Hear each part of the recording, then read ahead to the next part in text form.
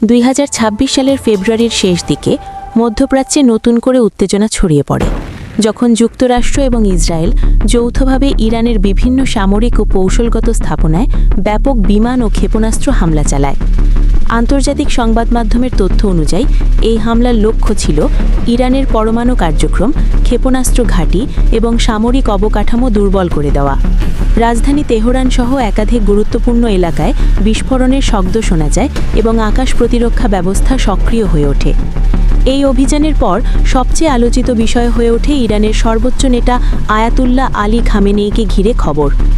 একাধিক আন্তর্জাতিক সূত্র দাবি করে যে হামলার একটি অংশ সরাসরি শীর্ষ নেতৃত্বকে লক্ষ্য করে পরিচালিত হয়েছিল।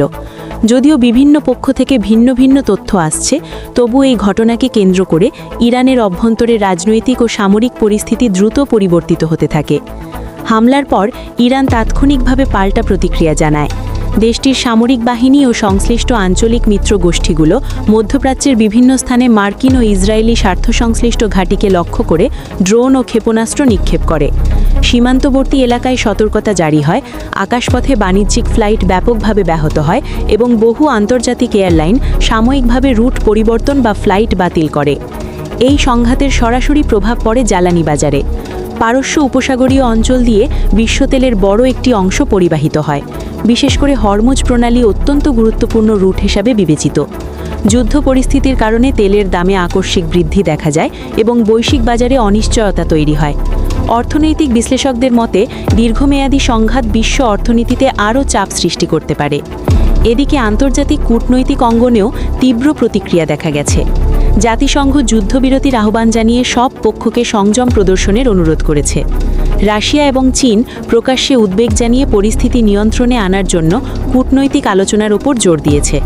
ইউরোপের বিভিন্ন দেশও সম্ভাব্য বৃহত্তর আঞ্চলিক যুদ্ধে জড়িয়ে পড়ার ঝুঁকি নিয়ে সতর্ক বার্তা দিয়েছে। সাধারণ মানুষের জীবনেও এই সংঘাতের প্রভাব স্পষ্ট। সীমান্তবর্তী এলাকায় আশ্রয়কেন্দ্র প্রস্তুত করা হয়েছে, বহু পরিবার নিরাপদ স্থানে সরে যাচ্ছে এবং ইন্টারনেট ও যোগাযোগ ব্যবস্থায় মাঝে মাঝে বিঘ্নের খবর পাওয়া যাচ্ছে। সামাজিক যোগাযোগ মাধ্যমে বিভিন্ন ভিডিও ও তথ্য ছড়িয়ে পড়লেও অনেক ক্ষেত্রেই সেগুলোর সত্যতা যাচাই করা কঠিন হয়ে দাঁড়িয়েছে।